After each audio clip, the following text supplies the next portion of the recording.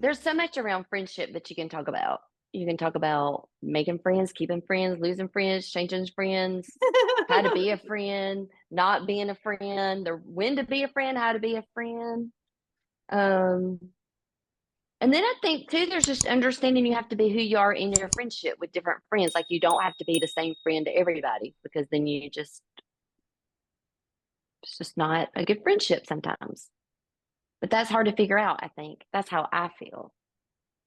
But I know different people got different feelings about friends. I call everybody a friend, but there's acquaintances, you know, there's good friends, there's best friends, there's she's a friend's friend.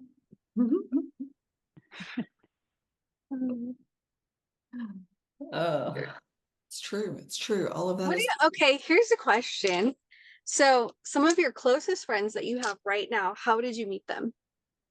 I think this is a good conversation topic because people are always like, well, I don't ever have any friends, I don't ever meet anyone.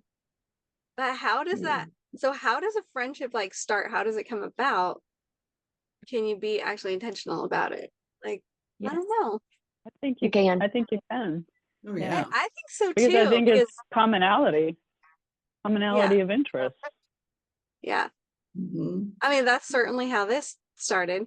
We were all had common interests. We were all in the same place at the same time and all doing different healthcare things that just sort of, I don't know, drew us together. And we were like, let's go. I like you ladies. Mhm. True. It's true. I think it has to be intentional. I Yeah. think Ken always tells me, he'll say, my mama told me to be a friend, to have a friend, you have to be a friend. I'm like, well, how do you be a friend if you don't have any friends? You know, like, where do they come from?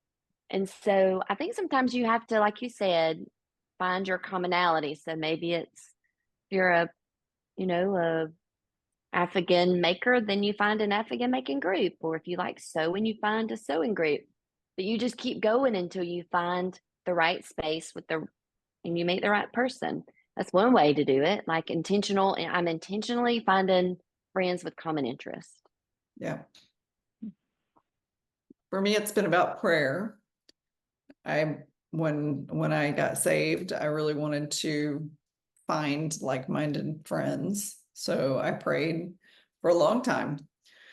And God has slowly been dripping Christian women into my life, starting with you ladies. And then, we had our moment here where we met the neighbor up the street while we were out walking. And then my mother-in-law introduced us to one of her friends who introduced us to our church that we go to now. And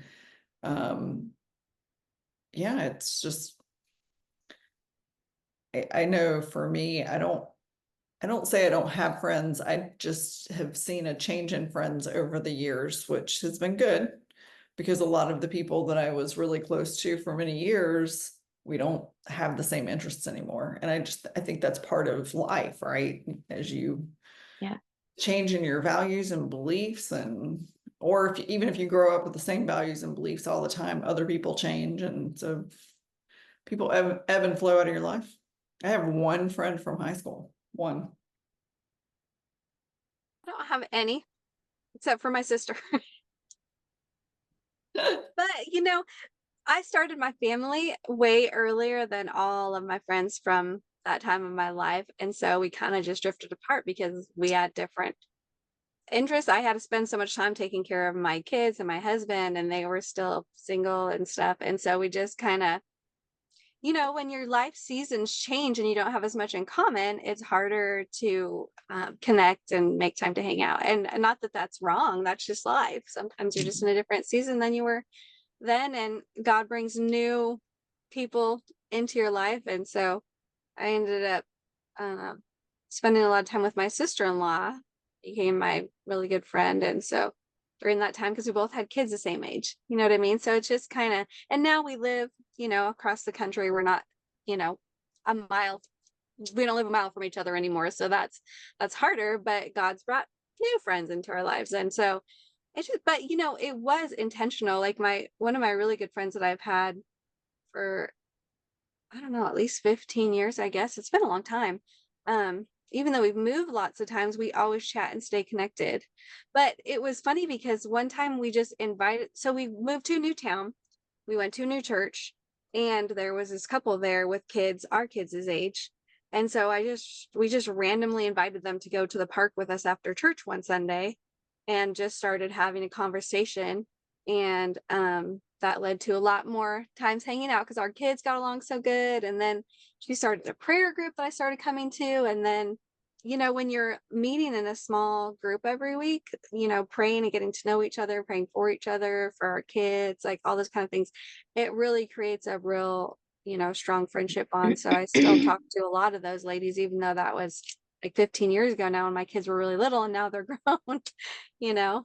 But when we moved here, there was one gal in particular that kept inviting us to come and hang out with their family at the lake. And so sometimes we're intentional about it, sometimes other people are intentional about it. But I think God really draws our souls together to the people that we need at that time in our life, you know.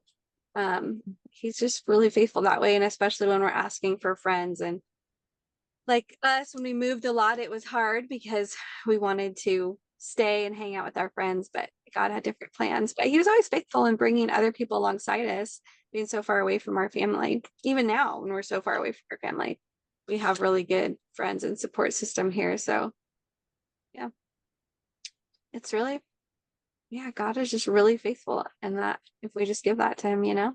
Mm-hmm. Yeah. Yeah. So I've had it both ways. I've been the person like going out and talking to people and inviting them. So I'm like, I need some friends, y'all. And then other people have invited me when I was the new person, and it's made such a huge difference. So I don't know. What's your experience, Sherry? Well, mine has been just the groups that we've got involved with here. And so we have commonalities of interest. And I guess I could talk about, you know, the one friend that I went away with this weekend. She and I met through a common interest of, you know, after the election, basically in 2020, everybody was like, what happened? And so I was just like, you know, people are saying there was a problem with it. And I wanted to find out, you know, really, was there a problem? And so I wanted to see in my own area, was there a problem? And so the lady that I went with, Pat, she actually was heading up this group in our county. And so that's how I got to know her. And we spent many Saturdays knocking on doors, finding out what happened. And I will say, yes, we found issues immediately. But so this weekend, I mean, through all of that, we had conversations, and she had a lot of health issues that she was trying to figure out. She has autoimmune issues. And so she was looking, you know, she knew I was a health coach. She was like, well, you know, what schools do you recommend? Because I think I would like to go, you know, to a school. And so we talked about the one that I just finished doing, and she went through it first. And I listened, you know, talked to her about it, and she was kind of the one who encouraged me to do that. And so I ended up, you know, she also invited me to the retreat that I went to this past weekend. It was for alumni, and I hadn't quite graduated, and I wasn't in the group yet that was invited. And so she asked if I could come because I graduated in June, and this event was, you know, just this past weekend. And so I went to the event, and I was the newest person there and the only one from my class.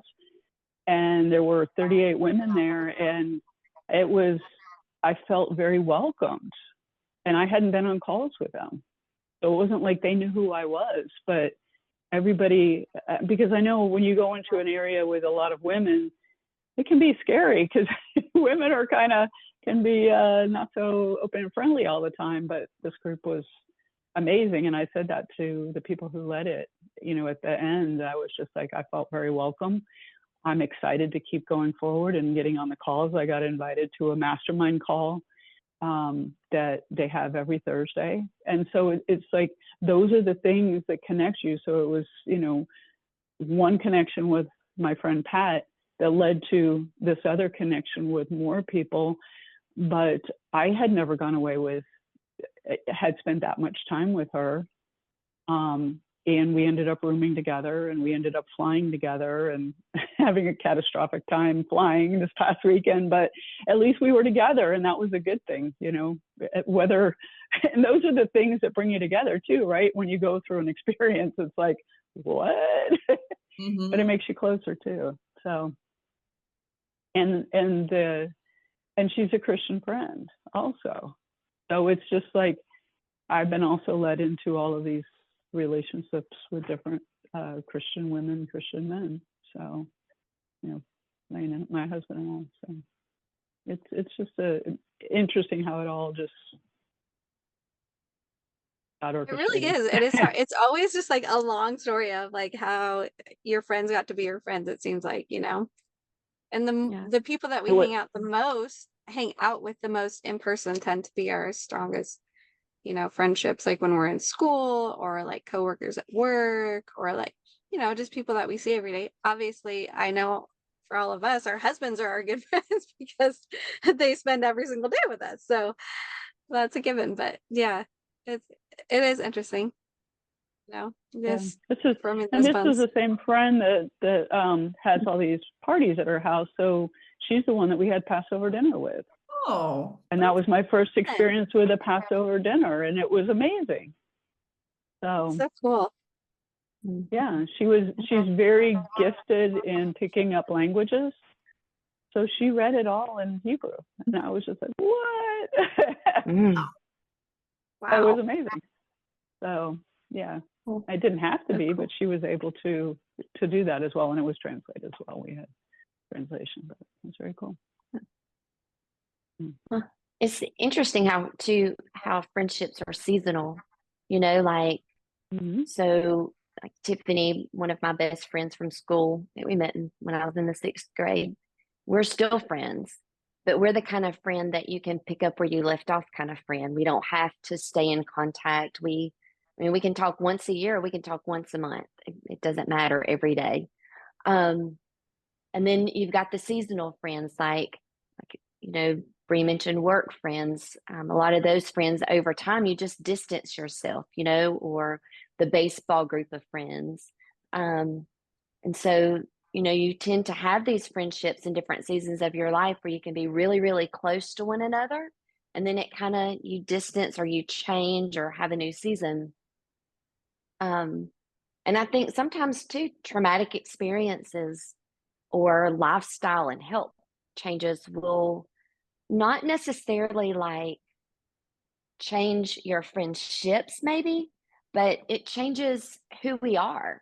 You know, it changes what we enjoy and what gives us the, I don't know, momentum, I guess, you know, to keep going down that path. So I, um, I just want to say too, if you're somebody who's like in a new place in life, um, I think sometimes finding new friends or understanding that it's okay that those seasons are in your life, it's okay. Like it doesn't have to be I'm never going to have another friend or I'm not going to find another friend because like we've all talked about here, a lot of the friendships we have are newer friendships because we knew that, you know, we are in a different space and we want that nurturing. And I I feel like, you know, to tie in what Bree said, God knows our void and He knows our heart.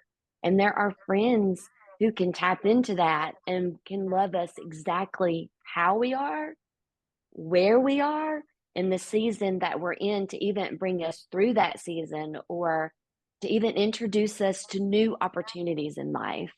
But um, don't feel that because you don't have a friend from way back when um, that it's not going to come because like Bree said, you can spend years thinking I don't have friends or not not thinking you don't, but not being able to nurture a friendship. And then all of a sudden you find that right person and it's a whole new world.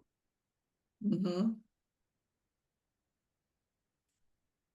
I also believe in the give and take in friendships. So for me, when I've found someone that I thought I wanted to be friends with, I would be the cultivator, right? I'm the one that reaches out. I'm the one that makes the plans. And over time, when those relationships aren't reciprocated, to me, that is God saying, this isn't the friend. That's not, I mean, I just really believe, and I'm not saying you need to keep score. I'm saying if you are the only person trying to create a friendship, then maybe that's not supposed to be the friendship for you. Yeah. Sometimes we see things, or I should say me, sometimes I would see things in people that I would think that I would want. And then over time, for instance, I have a person that I'm acquainted with that I was friends with 15, 20 years ago, who, as I, and we've kind of stepped in and out of each other's lives through the years. But as I've watched some of her stuff on social media over the past few months, probably to a year, I've realized that I've tried to cultivate that friendship and make it stronger. But then there are things about the way she lives her life that don't align with the way I want to live my life. And so I feel like God created that distance so that I would be able to see those things, because I've been blinded by things. It's easy to look past things that you don't agree with when you're in the thick of a brand new friendship or a recuperated friendship or whatever. So I don't know. I really enjoy having friends that doesn't mean I need to agree with them on everything. It's fundamentals, right? It's fundamentals. And when something doesn't align with my fundamentals, I don't pursue as hard. So, and then I have tons of friends from my time in Alaska, the first time I lived up there. And I'm watching those friendships start to thin out and move in a different direction, but not one of them are Christian. Not one of them would align with me and my core values anymore. So, which is funny because I used to be so afraid to post things about my faith because I knew I'd lose friends. Which is the stupidest thing in the world. Like, social media is just so stupid because it creates so much fear and insecurity. But at the same time, I would hope that I would be as true in person as I would be on social media about where I'm at in my life, which I am, but it's just so silly. So That's that season, I guess.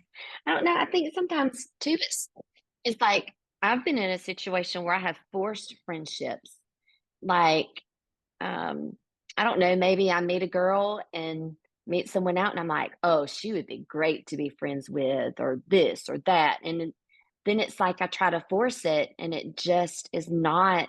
So I don't know what you said, Leanne, that kind of made me pick up on that, but it's easy to like look at somebody and think they have it all. And really they don't. And I think that's where prayer really has a lot to do with it. Like, um, God, show me who my people are, put them in my life, and then help me to be a friend to nurture them. Or because I think about, the people that are listening here who maybe have lost a child too. I mean, they're probably like, how do I find a friend where I can talk about this over and over again?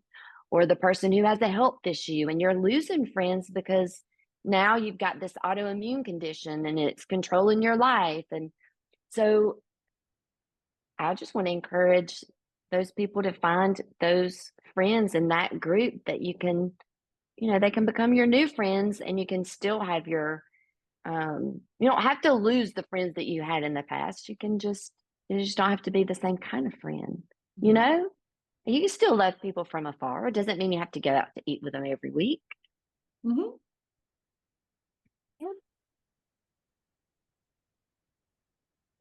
Yeah. Yeah, I love what you said, though. It made me think about Leanne with the closing of the door, because it wasn't like a clean, necessarily definite like close, but you could see that it's closing, right? That okay, this is not necessarily the friend that I want you to be with right now. And because I could see that in our life too, because we met a couple that, you know, we were trying to help him get elected as mayor, and we spent a lot of time with them, and we did do things together. They were Christian, and we, you know, went to some different movies together, and The Chosen, and, you know, just all kinds of things. And then it started separating.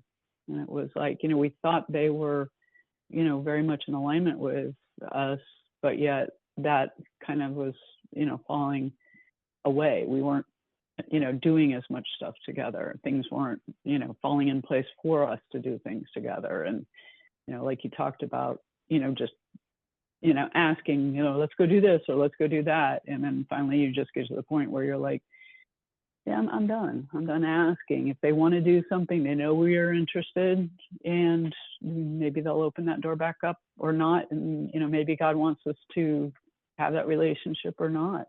But, yeah, you know, even though they might be really good people, mostly in alignment, or what you think is mostly in alignment with you, maybe they are, maybe they're not, you know, and that's why that's kind of being closed off. So I liked that. Sometimes it's important to remember too that God removes people from our lives sometimes and he's told me this before, especially when I was struggling with a family relationship that was, difficult. Anyway, I was really struggling with it. I was like, man, this is really hard. But God was like, I remove people from your life for a reason or for a season. And sometimes it has nothing to do with you and everything to do with what I need to do in their lives right now. And you are not part of that, you know?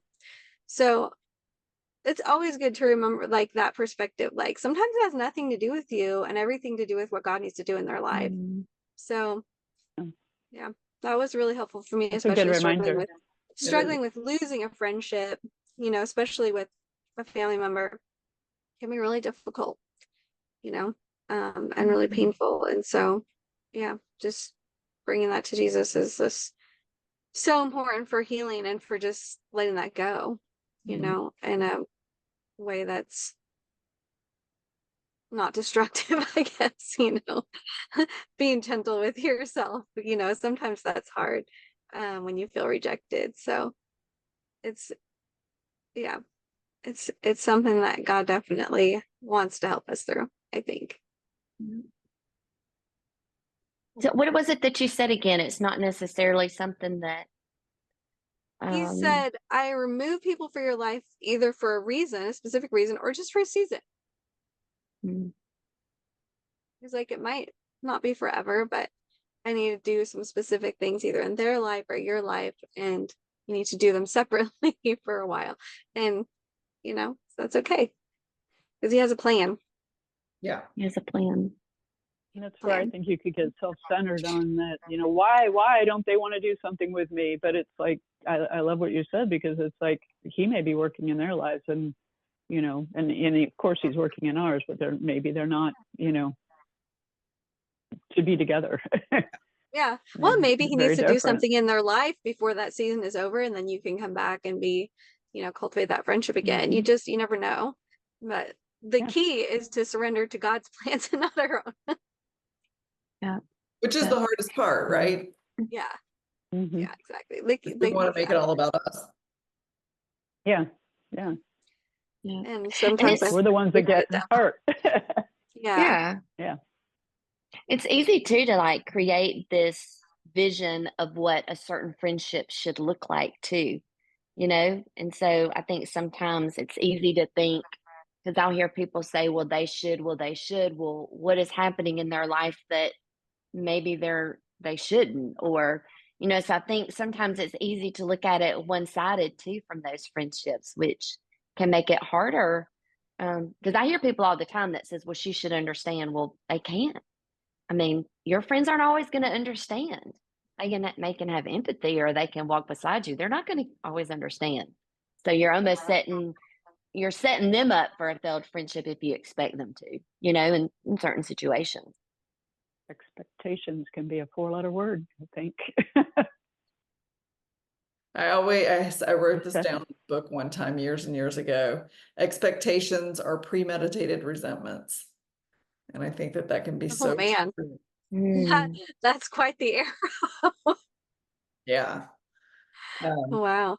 It can be really hard. I mean, it's almost impossible not to have expectations, but it's also almost impossible if an expectation doesn't go to your way or to where you want it to be, that you don't have some form of resentment. And then what do you get to do? You get to pray and you get to ask God to remove the resentment and trying to, so yeah. Yeah, expectations are dangerous, but they're inevitable. That's a good reminder. So for you that are listening, how have you made friends? Like, is there things that we've not talked about that are places that you've gone where you've met a friend and you're like, you've got to do this or you should try this? Maybe it's a club or a group or prayer or just something that's out of the box. Because I know that there are a lot of people who feel like they need friends or are just looking for, a new friend, not so much that they need friends, but friends that are more so in line with where they are in today's life, whether it's finding new ways to be healthy or eating cleaner and, leaving the box of Cheez-Its alone, but picking up a charcuterie board. There's so many different things that can change friendships. And you're like, but I want to know more about that. So we would love to just hear from you what that could be like in your life. Yes. Yeah. Well, thank you so much for tuning in. We hope you enjoyed this friendship podcast. And when we come back and visit with you, it will be August. Oh my gosh, I can't believe we're almost in August. We wish you a very blessed week. Have a wonderful, wonderful rest of your week, and we will see you next time. Please don't forget to like, subscribe, and share this podcast to help us create a better algorithm for us. And we'll see you next time. Bye.